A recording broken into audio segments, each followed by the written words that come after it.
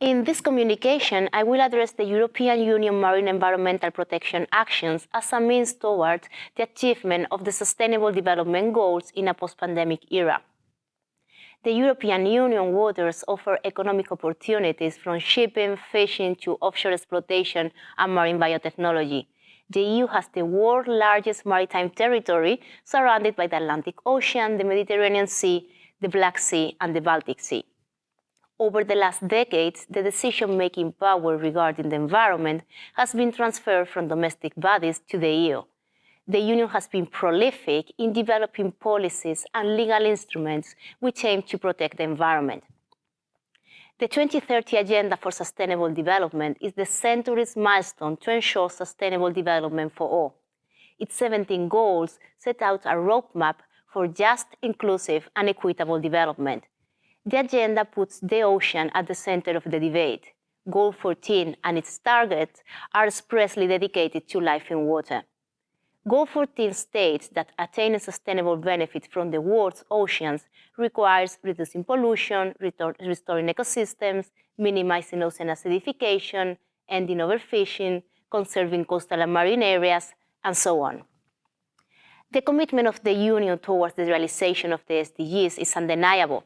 However, EU legislation to protect the marine environment is fragmented. We have examples like the Common Fisheries Policy, the Water Framework Directive, and the Marine Strategy Framework Directive that are far from being truly integrated among the EU and its member states.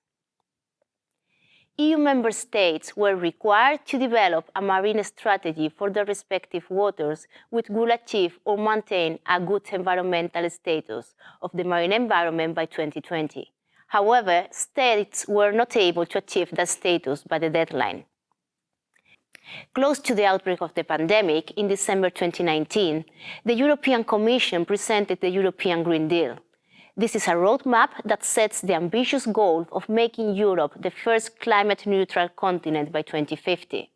This objective will be attained by actions under the Green Deal, like the European Climate Law and the Biodiversity Strategy for 2030.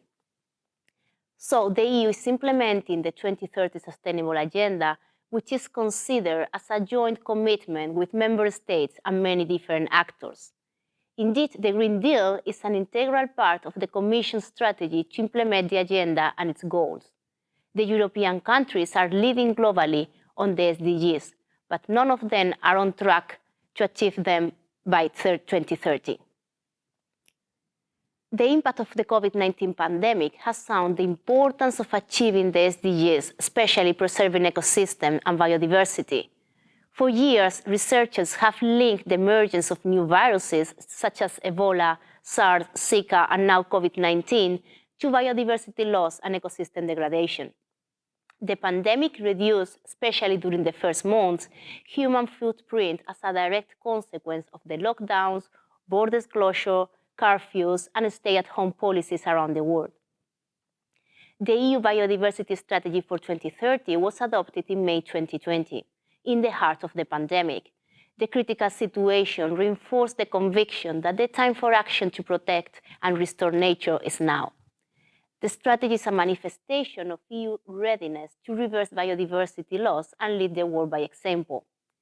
Thus, as a central element of the EU's recovery plan, the strategy is crucial to prevent and build resilience to future epidemic outbreak, and at the same time to provide immediate business and investment opportunities for restoring the EU's economy.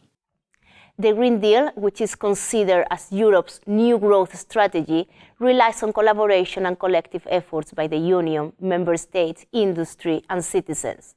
The ambitious vision could not have foreseen the impact of COVID-19. The Union member states and the other actors as well had to focus the funding on the recovery of the economy itself. So, although this should not detract from the need to protect nature, the timelines suggested in the European Green Deal and its strategies, as well as in the EU legal framework, may not be realistic.